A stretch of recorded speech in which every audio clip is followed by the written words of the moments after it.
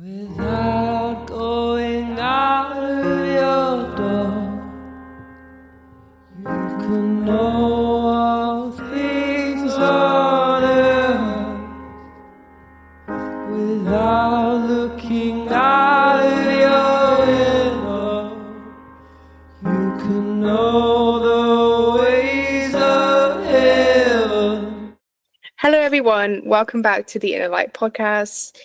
In today's episode, we'll be doing a bit of a deviation from our usual deep dive structure, which we, if you remembered, we did in our self-titled episode. All the way back, episode 2. Yeah, so if you remember that, you're a real one. So this could be on the album Somewhere in England, which it's got a bit of a mystique about it. It's a bit kooky, it's a bit quirky. And famously it's been fucked up the arse. Not up the arse. Yeah. It's had a rough day. And the result of the album that came was almost like a fragmentation of the album it is meant to be. That's why we thought it was suitable to kind of split the Somewhere in England deep dive into 2 parts, because kind of this episode deserves a lot more than what it got. So we're trying to just give it some justice. And also, I don't know who would listen to 3 hours on us talk about Somewhere in England. So if we space it out a bit, then that's the way it's going to work. Yeah, we're hoping this episode is just a bit more digestible. It's not going to be like as long as a deep dive. So, well, we're saying that now, but we're saying that now. 3 hours later, be like. Okay. Are we just getting straight into it? I mean, we can have a bit of a chat. Yeah, good. Because if the episode is short, we got to like pad it out with this shit. Mm-hmm. So, and people love this show. So, what have you been up to, Soph? I have been up to something secret. That's really I don't want to share because I'm really excited about it. Are you having a baby? Don't ever fucking say that ever again. Oh Christ. No.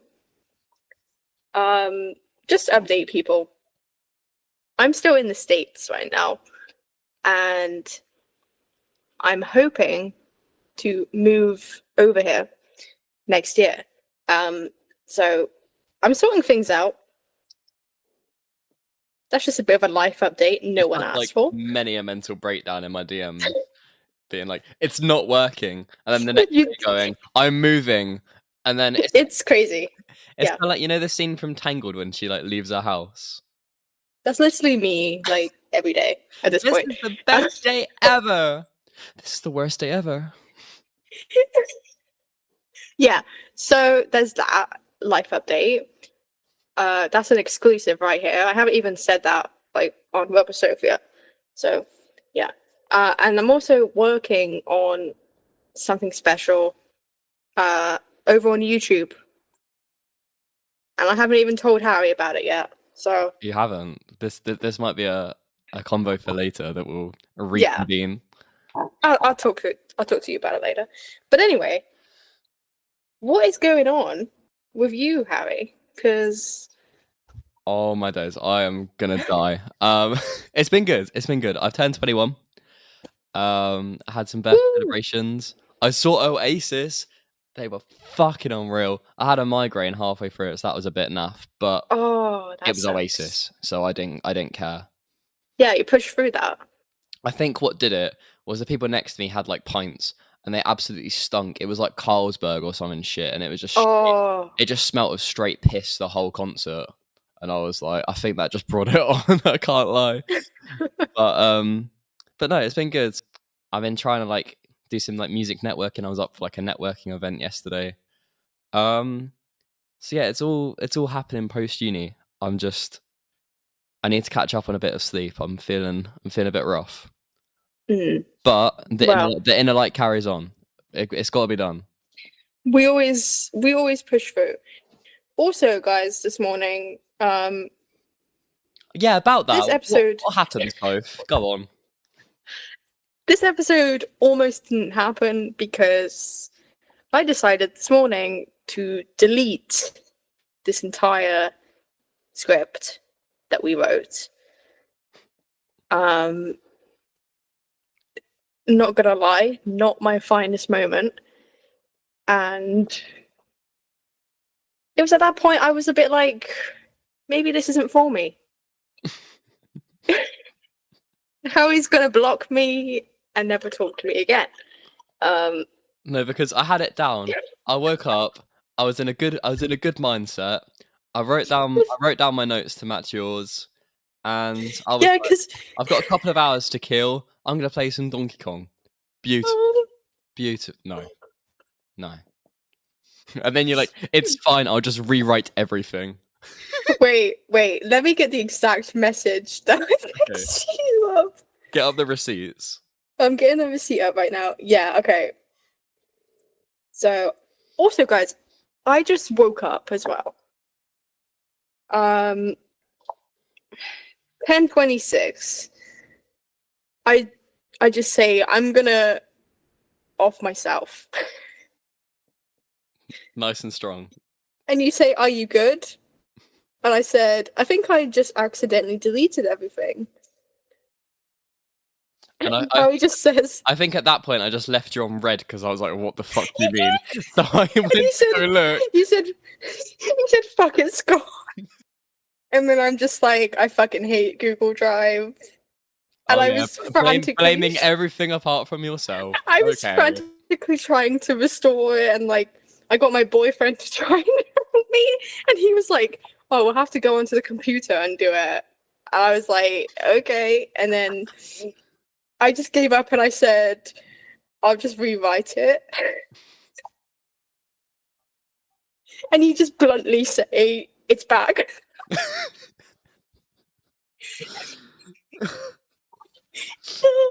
I wasn't pissed at you. I was just pissed in general because, like, it kind of banged. It did kind of bang. But it's here.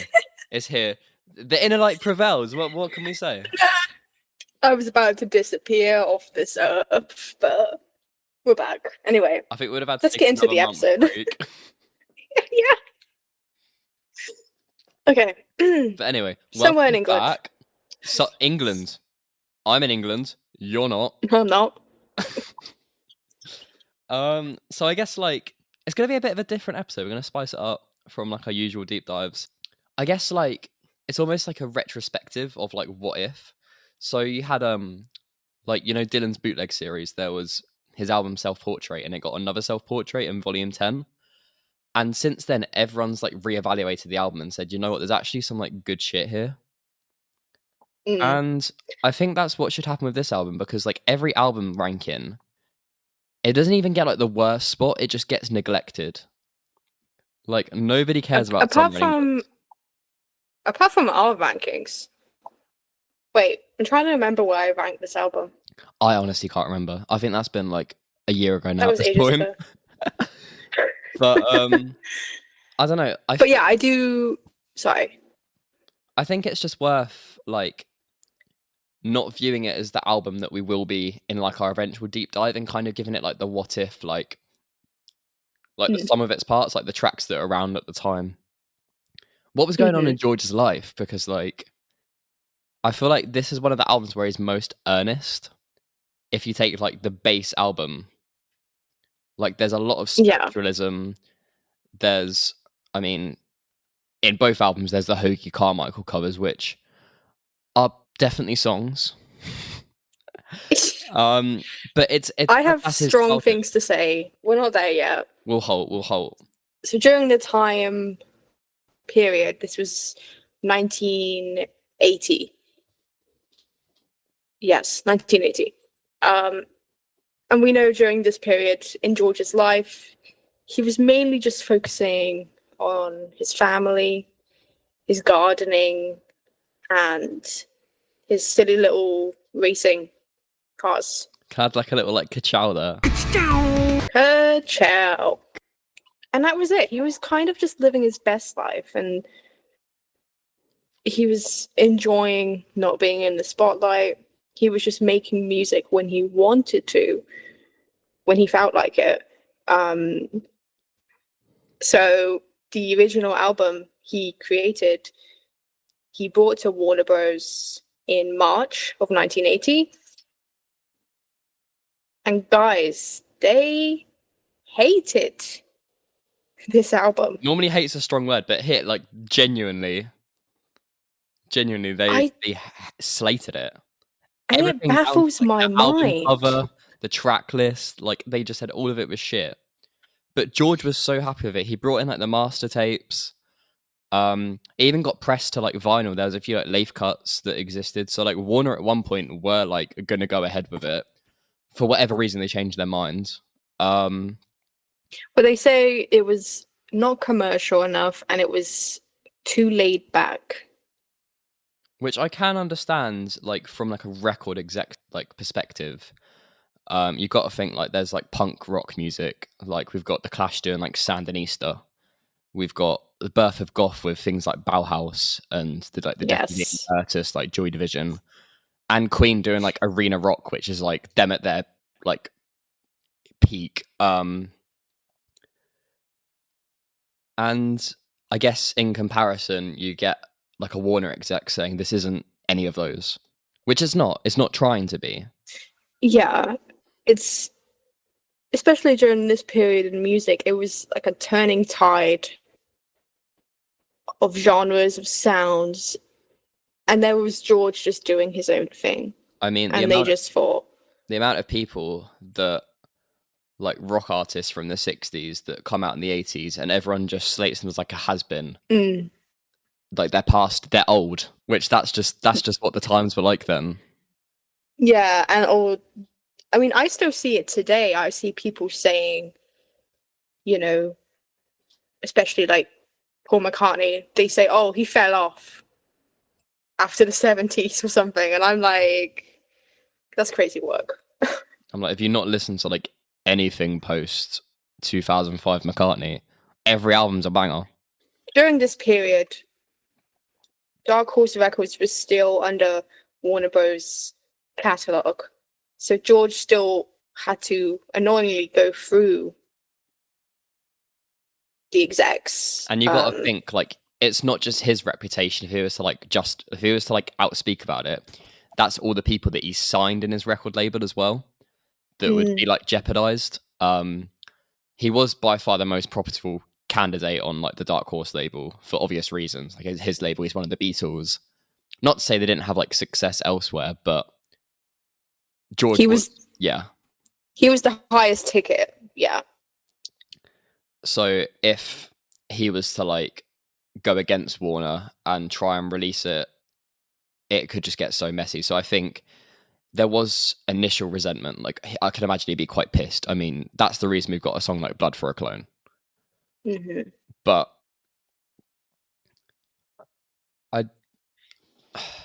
it's a sticky one, isn't it? It upsets me, to be honest. When you look at the original track list of the album that he wanted. So, wait, I'm just going to read it out. So, we have Hong Kong Blues, Writings on the Wall, Flying Hour, Lay His Head, Unconsciousness Rules, Sat Singing, Life Itself, Tears of the World, Baltimore... I can't fucking say that. I can never say that fucking word. Oriole. Oriole, thank you. Baltimore Oriole and Save the World. It sounds like he said Oreo when he sings it. I think that'd be a better song. Baltimore Oreo. That'd be so much better, wouldn't it? They could have used that in like Wreck-It Ralph with like the Oreos. Yeah, they could have used that to like advertise. That could be a jingle right there. Oh, they're missing a trick here. But anyway, that's an insane track list. And you'd think that if you're refining it, you'd knock off the covers and add your originals. Yes. But Mo Austin didn't like 4 tracks in like specifically.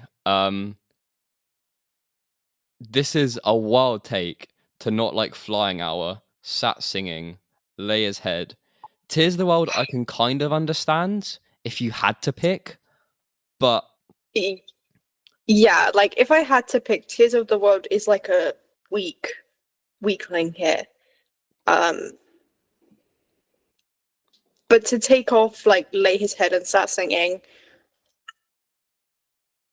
no words. especially when they're on such good relations with each other. I mean, you had 3 years prior in 1977, George wrote a song for him called Mo, saying about how much he loved him. Literally, that's such a backstab moment. I mean, Like, I'm glad that they stayed on good terms. Like the track was re-released in '94 under a promotional CD of Mo's songs. Like they were on good terms. It wasn't a feud, more just a disagreement.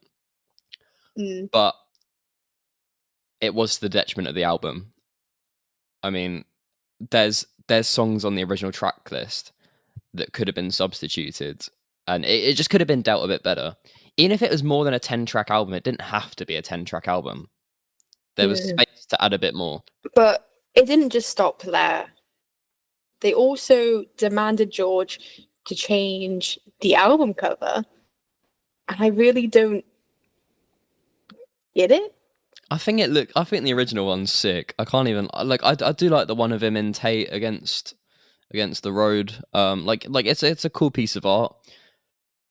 But yeah, like I think he, I ranked that cover as one of my favorites because it is still one of my favorites. But yeah, I just think it's such a silly. I just think the first demand. one's like genius. Yeah, because it looks like an Indian like headdress, but it's like the UK. Like it is like, pretty cool. Were they just being pedantic? Because obviously it's the UK and not just England. Were they just being stupid? I think they just didn't. I think they just didn't know what they want, and they were like, I think they were expecting something different of him, and for him to adapt and change to a mold. But he's someone that's like ever changed. He's not gonna write an album because you tell him to. Yeah. Well, the original cover is what is shown on streaming now, and it was also re-released with the reissue back in like 2006 or something. Yeah, it was released in the 90s prior when there was the Dark Horse box set with additional track, but it's never been like canonized onto like a record or anything. That's still the reissued cover. But I do like how the original cover's got its own time and place. Yeah. Kind of like back in the canon, because they could quite easily just like have swept that under the rug. And yeah, and it's kind of like a nice, if you know the story, you know. And there's a lot of you-knows in that sense. It's got to be a Beatles thing to say, you know. I don't even do it on purpose. I just find myself saying it. Is it a British thing? I don't know. It's a Liam Gallagher thing. That's what it is. Come on, anyway, biblical. Let's get back on track. So this is like the first time in like George's solo career that he's been told like, no, don't do that, George. Which is crazy. It's crazy to say that to George Harrison. Yeah, I wouldn't. I mean, fair play for having the balls. I kind of respect it. I could never. I'll be like, whatever you want, sweetie. But I can't help but feel like it's kind of naivety from them because, I mean, a song like Sat Singing, it's timeless. So you got lyrics like, nothing separates my life from that which we have called our goal, as all of this in external world results from deep within my soul. Like, those are some timeless lyrics. Like, that is classic Harrison through and through. And it seems like very similar to like when the Beatles had their Decca audition, when they were told that guitar music's like on the way out. Yeah. Like the executives don't know what they have until it's gone. Like, these songs are timeless, and like they've endured a lot better than some of the songs that have been and gone. Yeah, because I would listen to Start Singing over Hong Kong Blues. Hong Kong Blues? I can't talk today. I would listen to Start Singing like 100 times over before listening to like Hong Kong Blues And as much as or I love, Unconsciousness Wolves. Like, yeah, exactly. And as much as I love the songs that like replace, so in the place of "Tis the World," Sat Singing, "Flying Hour," and "Layer's Head," we had "Blood from a Clone," "Teardrops," "That Which I Have Lost," and of course "All Those Years Ago," which we'll go on to talk about. And I mean, "Teardrops" and "That Which I Have Lost," I like them. I mean, "Teardrops," it is just Gon Troppo's younger brother. Like, it is instantly yeah. dated, but But can I say something as well about Teardrops? go on. I don't think it's like it hasn't aged as well I feel like it's as like very out of place on that album that it got on. it does sound like a Gon Troppo like outtake. Yeah. I think he could have held that off and just had like a whole like synth album, and that could have fucked. I'm not even gonna lie. But I feel, how did you accept Teardrops but no Sat Singing? Justice for Start Singing is one of George's best songs. And it's not even on Spotify. What are they doing? It's not. Get it I literally out. have a local file downloaded to my phone to listen to that song. Like, the amount of like holes you have to go, like loops you have to jump through to listen to like one of George's best songs. It's criminal. Literally. Dark Horse, if you're listening, that's my one request. Start singing on streaming, please. Please. And give us a job. Didn't get back working on the album until November. Probably because he didn't want to be like too hot-headed. We already had a song like "Blood from a Clone." I don't think. Yeah, I I think like, too pissed. he just needed some time because, I mean, imagine putting all of this time and effort into all these songs, just have them rejected. So he probably just needed time to clear his head. Especially when you're like one of the Beatles and you've never been told no for like the past like 20 years. Yeah, like, and he also probably thought with Dark Horse Records he would just get his way. I mean, it's his own record label, and Exactly. he's getting more turned over now than he was in Extra Texture. Which is when it was needed, but you know, this isn't the time for that conversation. We'll save that for another day. But obviously we can't talk about. Oh, sorry, go on. Okay. There was some light though at the end of the tunnel. During this period, Ringo joined George at Friar Park Studios to do some songs.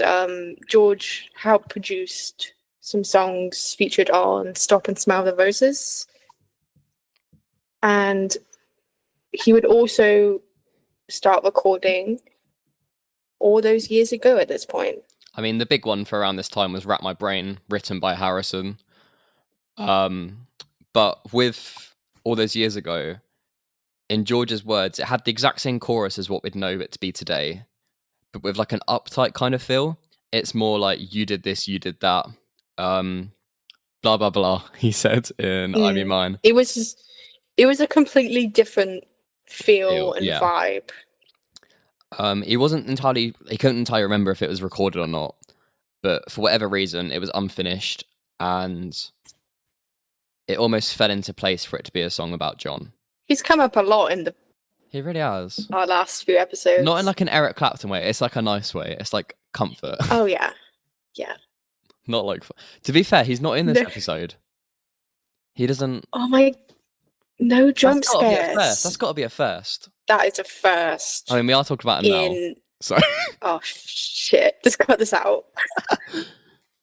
But so obviously the tragedy happened on 8th of December, and George would go back on the expanded version of I Mean Mine. You can see the lyrics from when he reworked it, and that was the 12th of December. So that was literally 4 days after his passing, Yeah. which he That's didn't. so fresh. Yeah. And when you listen to All Those Years Ago, it almost sounds like he's had time to like sit and brew over it, like it's been reflective. But this is literally straight after. I guess that's just a Yeah. testament to his writing and how he perceives death. Yeah, definitely. I mean, he always believed that people never really leave. So he found comfort in that, and I think that's how he could 4 days after just start writing. I mean, the inspiration was there, and sadly, it's such a sad circumstance, but it fueled him in a way to finish this track, put a completely different spin on it, and it became the song that we know now. I mean, it almost brought the rest of them together because life's too short. I mean, this is the first time that like Paul, George, and Ringo would be together on a track together. Yeah. I mean, sorry. No, go on. Yeah, I mean, George would invite Paul, which is a first. First time they would work on something together since the Beatles, which is crazy to think about. And also Linda and Denny would come along to record the backing vocals. Which is cute. It's kind of like linking Wings and the Beatles together because this was the end of Wings. Yeah, And like it's just new beginnings all over, even if it's the way they wanted it to be. And it's really sweet to think, like how you said, this was the end of Wings. Yeah. And Wings was founded when Paul left the Beatles. He was depressed. We all know the story. Yeah. So there was a lot of malice around this time. This kind of almost like the guns fell silent. Yeah, like Wings was born out of that depression, and then it ended with closure. I mean, it ended with McCartney too, and John Lennon being influenced to make music because of Paul. There's something so poetic about that, you know. Because we said in like the Lyceum video how Paul's music would just crash to John, and for him to go, bloody hell, you've made a good song. Literally like months before his passing. Shout out to Coming Up. Banger. Represent. That's my girlfriend's favourite one by Paul. That's a great pick. And she was like, if he doesn't play it live, I'm walking out. And he didn't? He didn't, but she didn't walk out. She did enjoy it very much. And had to deal with my dancing. Which you saw all of that. Which I saw.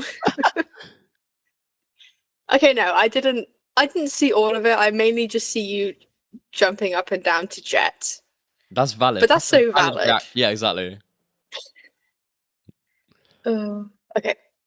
But I guess maybe the reason why the lyrics were changed so quickly is there was like a bittersweet moment with Beatles publicist Derek Taylor around John's death. Literally straight away rang up George saying you should make a statement on John, which is kind of a bit insensitive, but I can see, I mean, you're a publicist, that's kind of your job. I don't know. Yeah. George was obviously hurt and said maybe later, hung up the phone. And a little while later, like less than an hour, he got another call back, like sweet talking him. And George did make out a shocked and like candid response. I'm not going to read it out in this episode because that's going down a whole rabbit hole, but I guess John's loss put everyone in the spotlight no matter how much they didn't want it. And it went both ways. You had a song like Here Today with Paul McCartney, really raw and kind of like reminiscing on times, or George, which was with All Those Years Ago, like protecting his legacy in a way. Yeah, I always thought All Those Years Ago was like a celebration. I mean, yeah, if you just listen to the song, it's completely different vibe than Here Today. It's more of a, like you said, celebration, like lifting up John in a way, and like his legacy and how John's fans viewed him. Because at the end of the day, George was a fan of John. Even if they did have their squabbles and disagreements, he was still a fan of him. And this song, more than ever, I think this is the blessing in disguise. Not that the horrific events happened, but that this was able to reinvigorate everyone and bring them together. Of course, it helped that it charted. I mean, it got to number 2 in the US. Like that's going to be nice for them. But I feel like this gave George a chance, and I don't know why they didn't. I feel like this song did such like heavy lifting for like album sales. I wonder how different things would have been if there was a different track list from what we got. Yeah, I mean, it was the main single for the album. Like you said, it reached number 2 in the US sales. It reached number 13 in the UK. It was his biggest hit since Give Me Love, which was back in 73 at this point. Yeah. So that's just to put into perspective how vital this song was for this album's success. The amount of reviews you can look at, even like back in the day, they called the songs like Sappy Paints, but the John tribute was one of George's catchiest songs in years. That's kind of the legacy that this album's held. It's all those years ago. Yeah. And some other songs. All these years ago in Teardrops, that's what most people know it by. Amen. It's sad. It's sad. It's sad how it's just dismissed amongst Beatle fans and even George fans. It could have been such a cool spin, kind of encapsulating everything that George is a part of. I feel like this album plays homage to his past, present, and future. So in the present, you've obviously got the loss of John. You've got him reconnecting with his faith. There's been a lot of times in the 70s where he's kind of drifted in and out. With the songs that were dropped, they were some of the most earnest in his career. I mean, going back to his childhood, that's where the Hoagie Carmichael songs come out. He said that he'd like to even sing a few more. Like, personally, I'd rather have a song like Start Singing on the album list, but... I was going to say, I'm kind of glad he didn't. But I guess, like, it does reconnect with his childhood, and...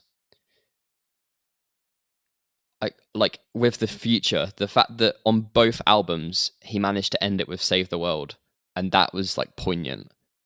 Some people say it hasn't aged that well, but I think it's a pretty strong message no matter what way you look. He didn't want to be like serious about it and like guilt trip people. It wasn't like a Live Aid thing, like people are starving. It's like, you've just got to save the world. Like, it's like, I mean, there's a literal bomb sound effect.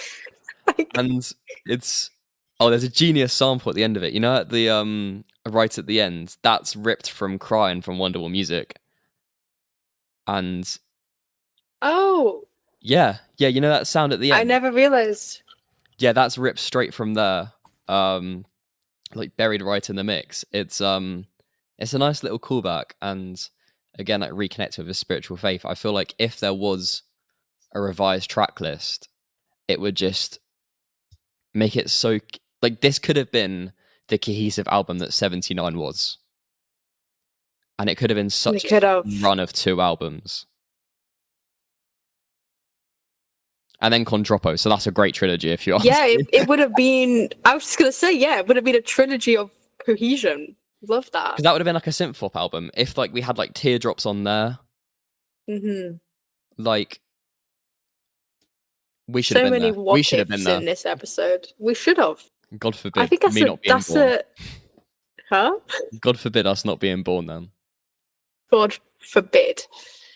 But yeah, I think that's a beautiful way of putting it. You know, this was George's life, past, present, and future. That's a really nice spin. And all the time he was just somewhere in England.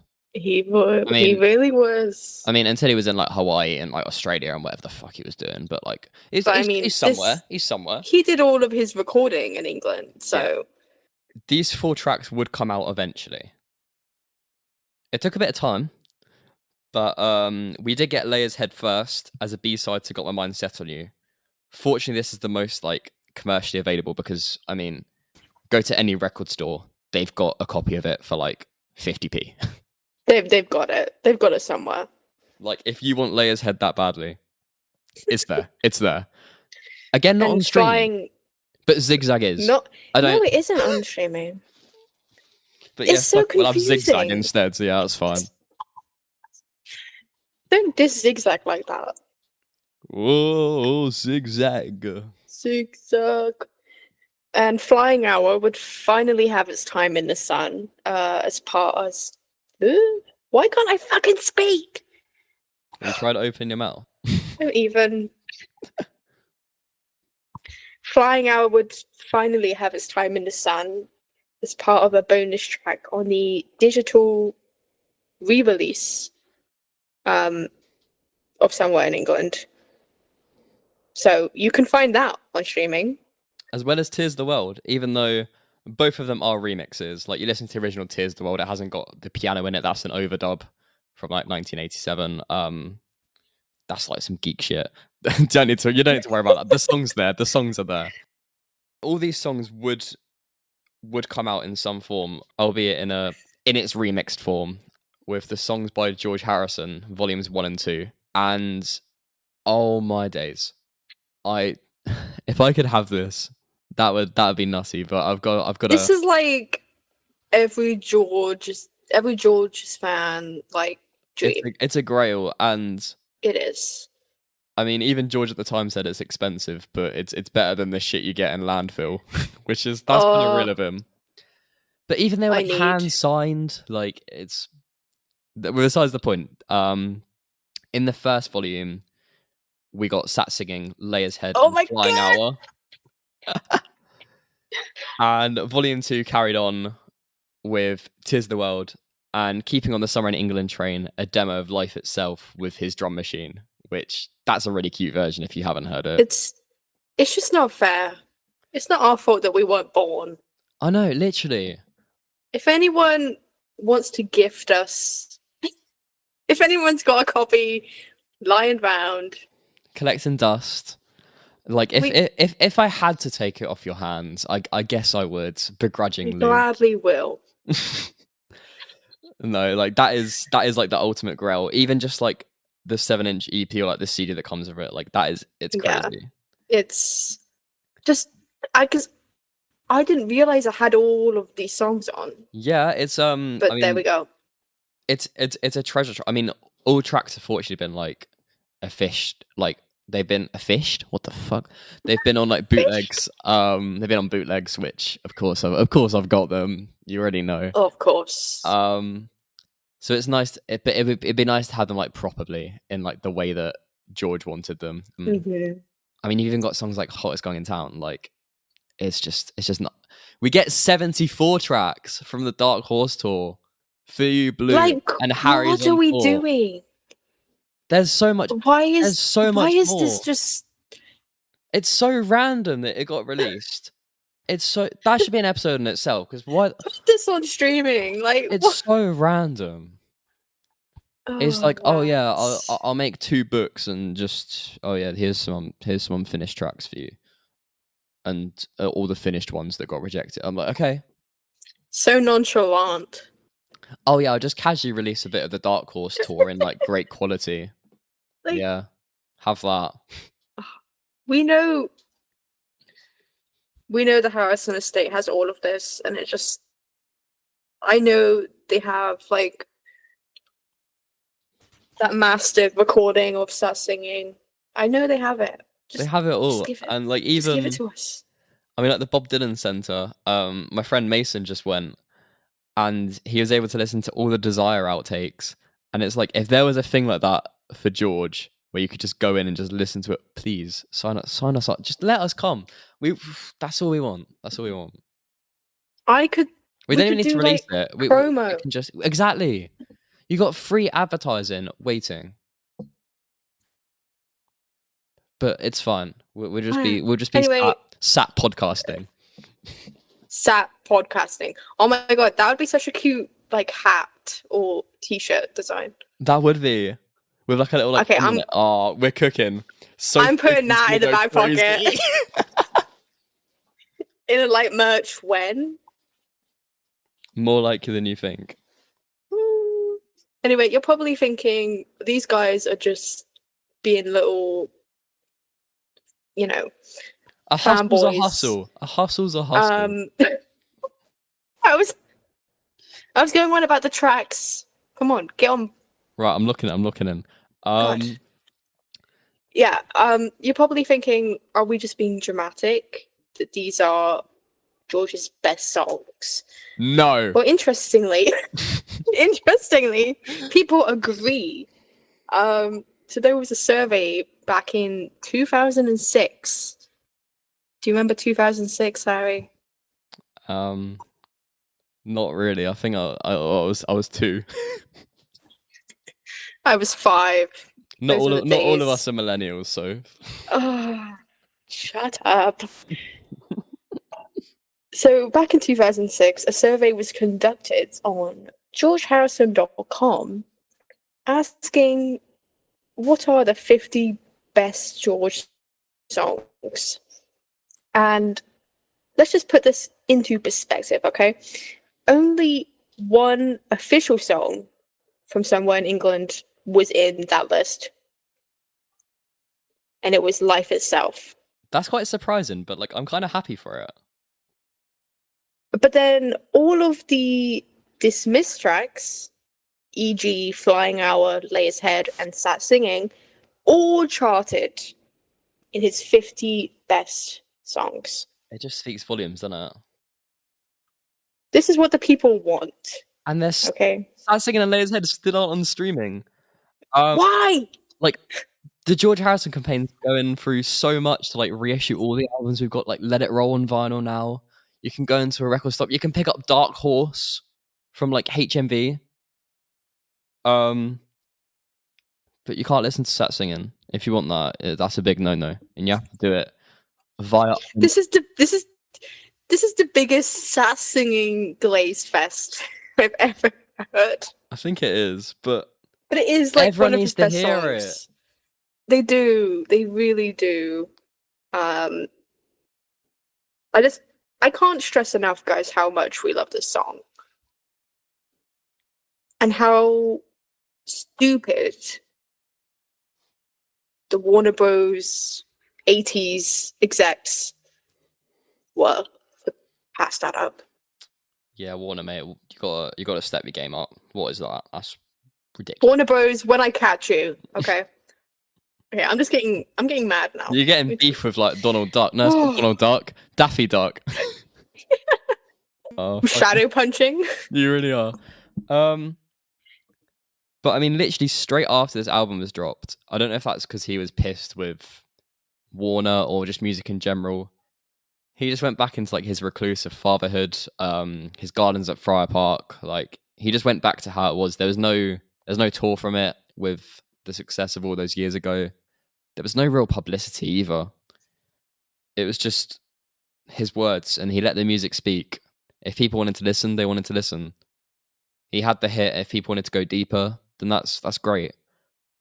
I just can't help but think there's a lot of what ifs.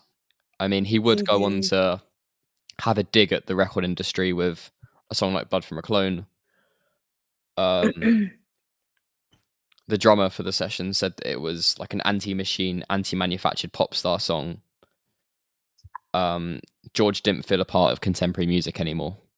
He spent like 10 years with the Beatles, like being kind of told what to play. And look where that got him. It got him like pigeonholed until he had all these songs that just went concealed. George is similar to like his friend Bob Dylan, where if you try and tell them what to do, they're just not going to do it. Yeah. And the amount of people, like even now, they're not doing what they want to do. They're doing it because it will get them hits and streams, which it is quite sad to see, and that affects Yeah, and people at the peak of their career. I mean, George didn't really have to make music anymore. He's already proved himself, but he was just told that he could put his heart and soul in someone. It just wasn't good enough for what they wanted. yeah, and that kind of cycles back to the earlier point of he was just making what he wanted to make when he wanted to make it. Um, Adding to what you said about how artists these days are just trying to, get their numbers up, basically. Yeah, that really just dismisses their artistic value. I mean, even And like an artist like George, he never did publicity in like his later years. no, Every artist now has to do social media. That's kind of part of the role. yeah, you have to And be like an influencer yeah, to which sell your music. it's just a different world, and it started its seeds, I think, around this time when he still had such songwriting prowess, but like his finger was always like on the pulse, but it just wasn't cool or upcoming. It wasn't what the record executives want. But it's outgrown some of that music. I mean, you listen to Sat Singing now, it sounds as fresh as it did then. Definitely. I mean, the first time I heard that song, it brought me to tears because I just thought, well, one, how is this not available everywhere? And two, yeah, it just proves whatever music comes out today or whatever music was coming out in the 80s, he was always one step ahead. He was always going to be timeless. And then he comes back with a song like Teardrops, and it's instantly dated. And we're like, It doesn't make it a bad song. I'm not saying that, I'm not suggesting that, but if you leave him to his own devices, that's where I think he's his best. definitely. You can guide him, you can give him influence. I mean, even like with All Things Must Pass, when he was writing the songs, he did have a lot of input from other people, and he appreciated that.